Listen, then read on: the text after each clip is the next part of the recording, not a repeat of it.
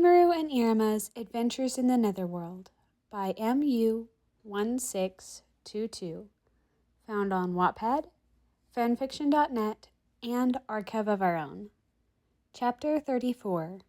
The Dinner Party. Iruma point of view. The door opens and I'm greeted with a room full of women of different races, the one that answered the door being someone I recognize. It's Shuna, greeting us with a smile. The other women are smiling as well, but one person in the room isn't. Rimuru. She's standing in the middle of the circle of women, looking much different than she did when I saw her last. Rimuru is tiny again, the same size she was when we first met, but this time she's wearing something much different.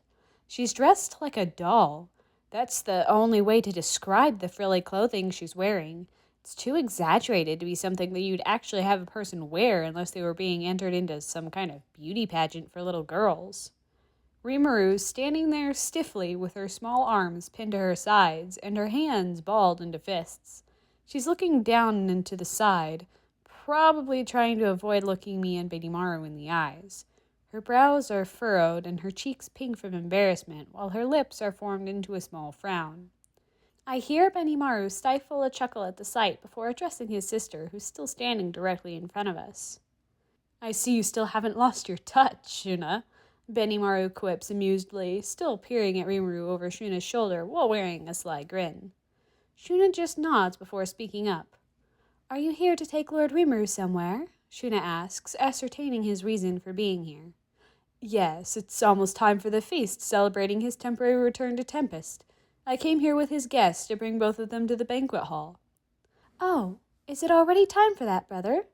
I must have lost track of time while I was spending time with Lord Rimuru," Shuna cutely says, her pink eyes growing large with surprise. "I best be going, since we will likely need my help with the food.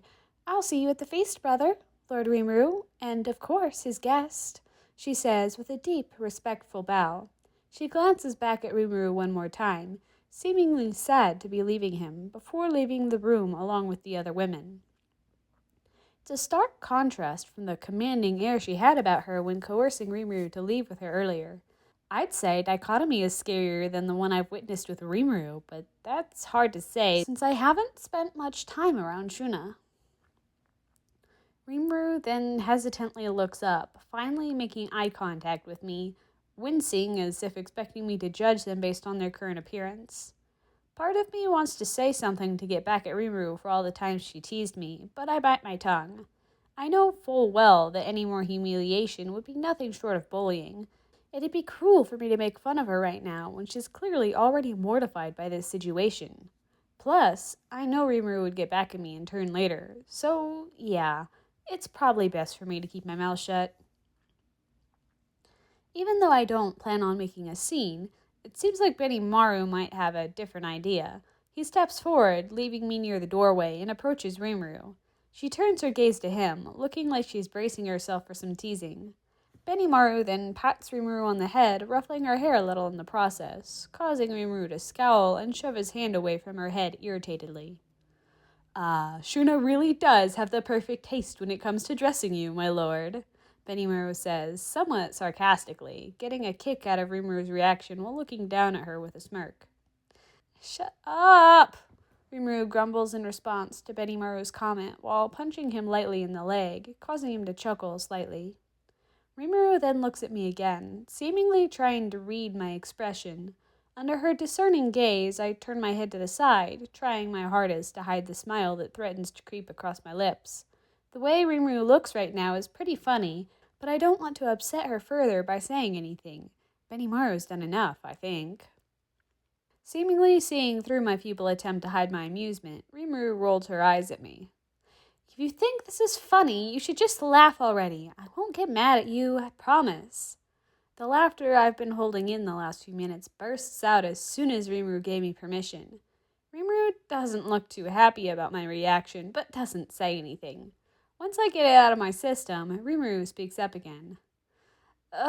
This sucks.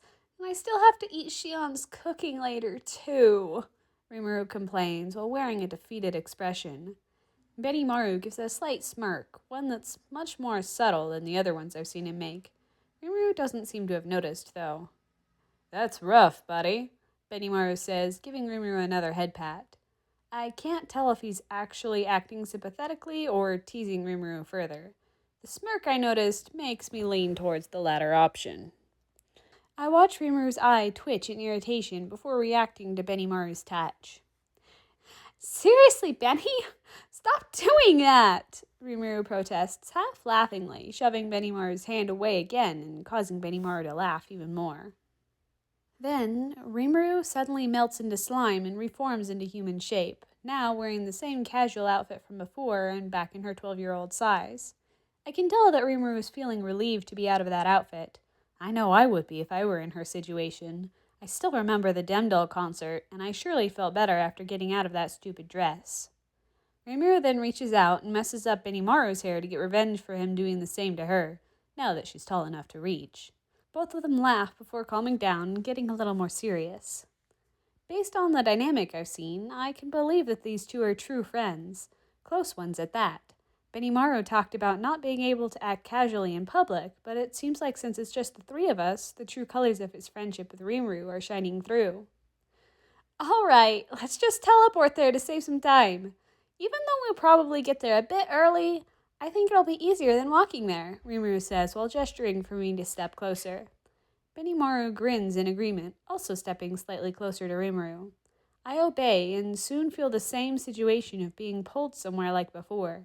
I'm glad this happened before I ate, since my stomach churned in protest again from the sensation. It wasn't as bad as last time, though, so maybe I'm getting used to it? Benimaru didn't seem bothered by it, so I'm sure he is. We find ourselves in a room that's about what I expect when hearing the words banquet hall. There's a buzz of activity as people go about preparing for the event. Some of them stop in their tracks when they notice our arrival, but quickly get back to work after Rimuru gives them reassuring words and nods. I think they were worried that they weren't working fast enough or something, but we arrived early, so you can't blame them for not being fully prepared. I'm a little taken aback by the over-the-top sight laying in front of me, also feeling mildly intimidated by all of it. I didn't realize these people would arrange such an elaborate-looking event on the fly like this.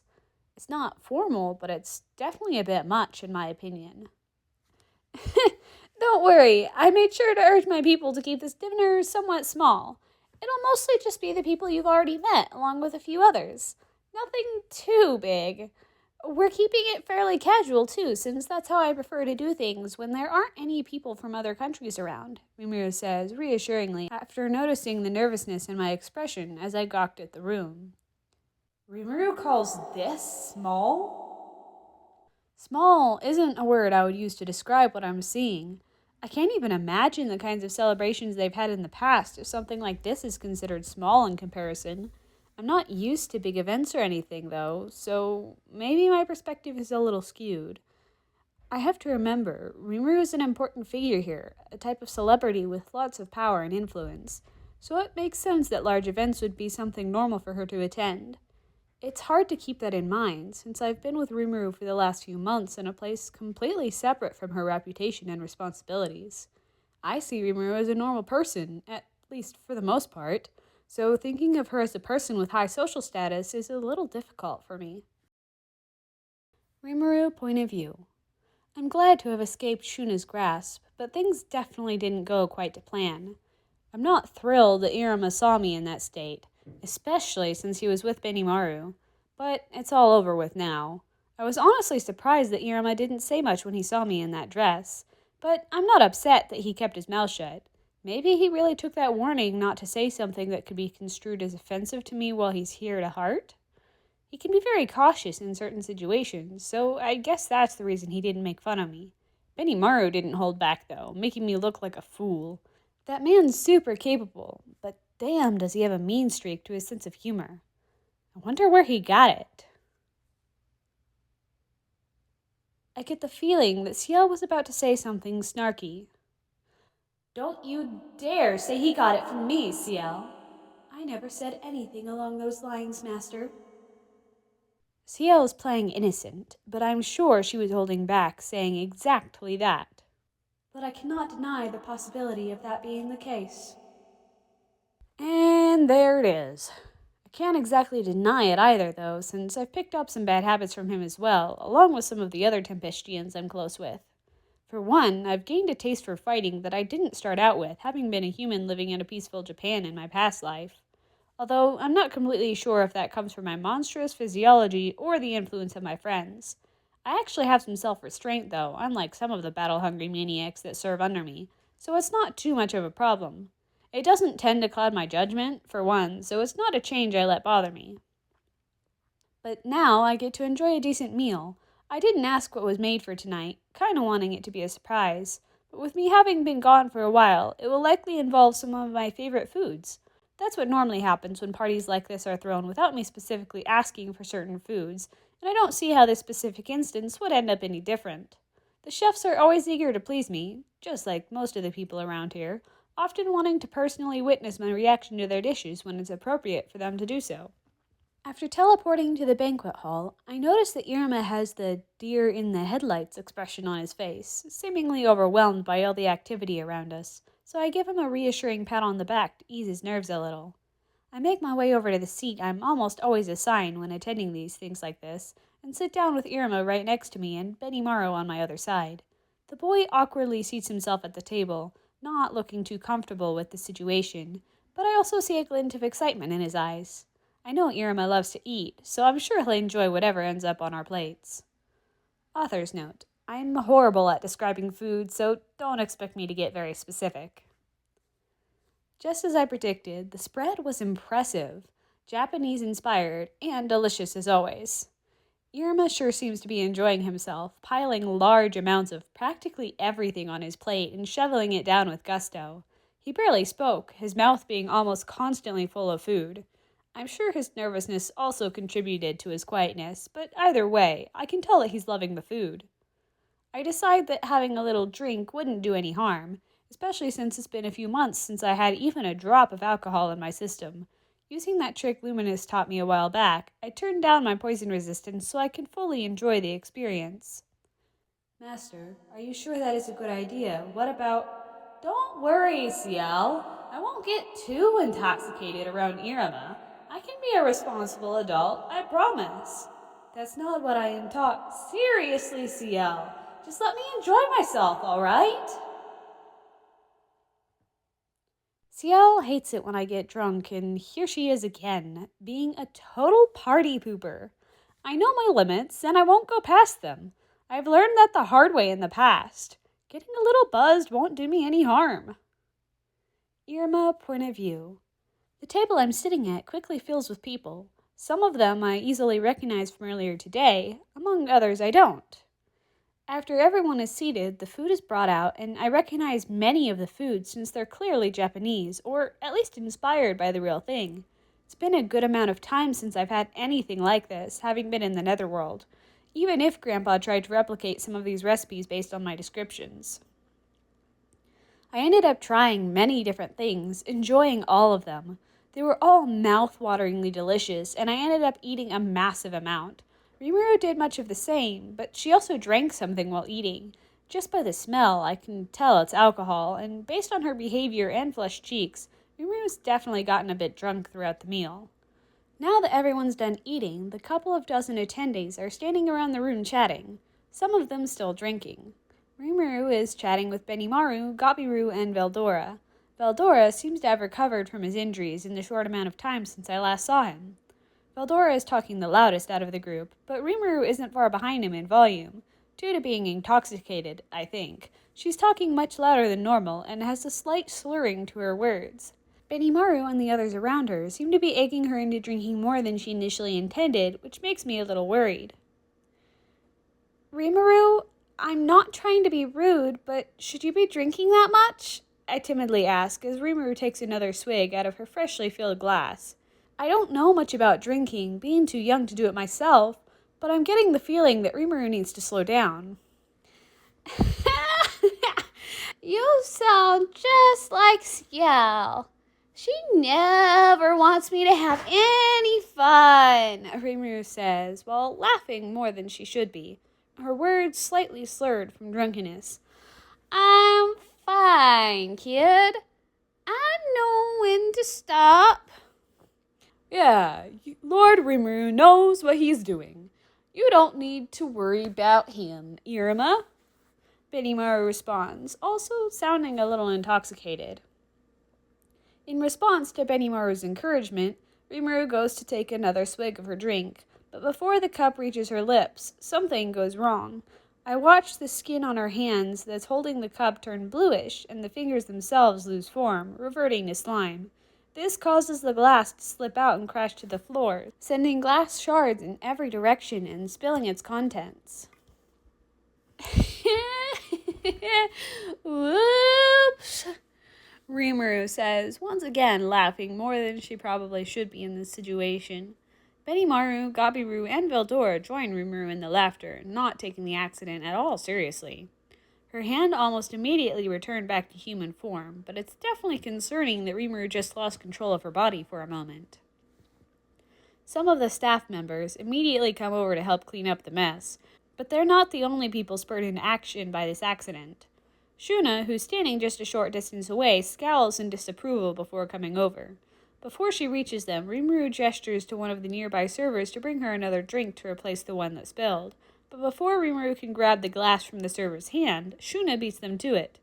No more, Shuna says sternly, scowling again, her pink eyes flaming with anger. Same for you, brother. Both of you have had enough. She chastises Benimaru, snatching his glass from him as well, before handing both to the same server that brought the drink to Rimuru. The poor guy looks torn, probably since Rimuru is technically above Shuna in the hierarchy of Tempest, but Shuna means business right now and isn't going to take no for an answer. They end up following the Oni woman's orders, despite Rimuru very clearly not wanting the drink to be taken away. Both Benimaru and Rimuru mutter some complaints, but don't put up much of a fight against Shuna. Gabiru and Veldora especially think the situation is even funnier than Rimuru dropping the glass, teasing Benimaru for always giving in to his little sister's demands. Still worried about Rimuru, I walk up to a still upset-looking Shuna who's now conversing with some of the other women at the party. Shuna? Yes, Iruma, do you need something? I'm worried about Rimuru. Did you see what happened right before he dropped that glass a minute ago? I ask, making sure to use male pronouns when referring to Rimuru. No, I didn't. The sound of the glass shattering was what grabbed my attention. Their hand, it turned back into slime. I know that Rimuru only mimics a human body, and it's almost like he lost control for a moment. Has this ever happened before? Shuna hesitates for a moment, thinking about what I just said. Only when he's passed out from exhaustion, but never drinking, Shuna says, trailing off into thought and looking a little concerned herself. She quickly hides it with a smile, though, when she notices that I'm getting even more worried from her reaction. Don't worry, though. Lord Rimuru has stopped drinking now, so I'm sure he will be just fine, Shuna says, while patting me on the top of my head in a comforting way, causing my face to turn hot. Despite being a little scary, Shuna is a very pretty woman, so I can't help feeling embarrassed when she touches me like this. She seems to get some amusement out of my reaction, making the awkwardness I'm feeling even worse. I'm glad Lord Rimuru has made such a good friend.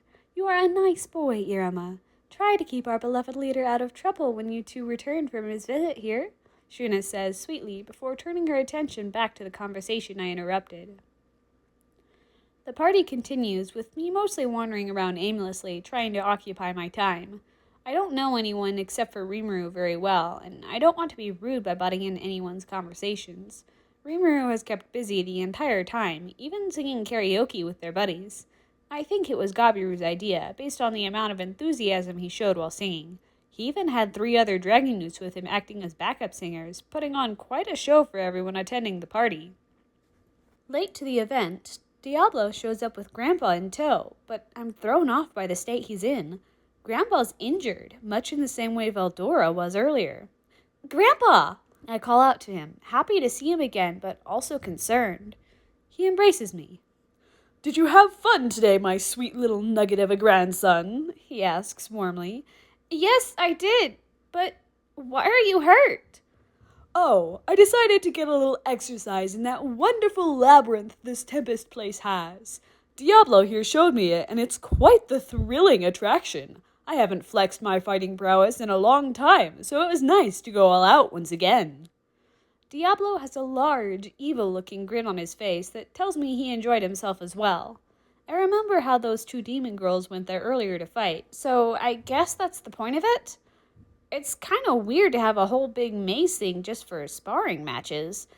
Maybe it has other purposes too? That's another question to ask Rimuru later. Just then, the temperature in the room drops. Not literally, but everyone hesitates, and the mood changes as a certain someone enters the room. It's Shion. She's carrying something on a platter and seems to be walking in Rimuru's direction. Everyone looks on in horror as the purple-haired woman crosses the room, almost skipping with glee and humming to herself cheerfully. I watch Rimuru stop as well, no longer jovially laughing with her friends like they were a moment ago. Rimuru's shoulders slump, and she sighs. I've seen some weird foods in the Netherworld, but whatever that is something completely different. She was supposed to be making a cake, I thought, but that lump on her platter doesn't resemble anything even close to that. Still, I love eating pretty much anything, and I've learned that looks can be deceiving, so maybe I should give it a try? It's not like it's poisonous or anything. In the worst case scenario, I can just spit it out.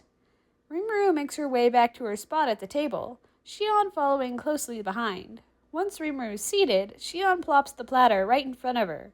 Noticing my staring, Rimuru says something. So you want to give it a try, Iruma? I know it looks a bit rough, but it should taste just fine. Great, in fact, Rimuru says to me, before turning her attention to Shion, who's standing expectantly behind her. Is it all right with you if I share with my friend, Shion? Of course, my lord, Shion says with an enthusiastic nod. I join Rimuru at the table. The cake definitely looks strange, but if Rimuru says it tastes good, I'll believe her. So a slice is cut for me, as well as for Rimuru. The inside resembles cake just as much as the outside, and by that, I mean not at all. A pasty, almost gelatinous texture. That's what I see when I look at this supposed cake. By the way, Lord Rimuru, for this special occasion, I decided to make this cake all natural, Shion says gleefully. Uh-huh, Rimuru says, closing her eyes as she begins to bring a bite to her mouth. Wait, what do you mean by that? Rimuru asks before tasting her first bite, her eyes opening in surprise. I follow suit and take my fork in my hand and scoop a small piece of cake onto it and begin to raise it towards my mouth. I decided to try baking again without my skill. I've been practicing so hard while you were gone. I'm confused by what Shion means by that, but decided that it doesn't matter. I continue to take my first bite, but just as I'm about to insert the fork into my mouth, I feel a tugging sensation between my fingers and hear a metallic twang noise off to the side and behind me. I look at my hand and find that my fork has disappeared. Still very confused about what just happened, I turn my head towards the source of the strange noise, just to find my fork pinned against the wall by another. I then look back at Rimuru, whose arm is outstretched like she just threw something. It takes me a moment to put the pieces together, but I realize that Rimuru threw her fork to knock mine out of my hand for some reason. The panicked expression she's wearing means whatever her reason was, it's something serious. Whew! That was close, Rimuru says, wiping sweat off her brow and slumping in her chair in relief. Why did you do that? I ask, still in shock at what just happened.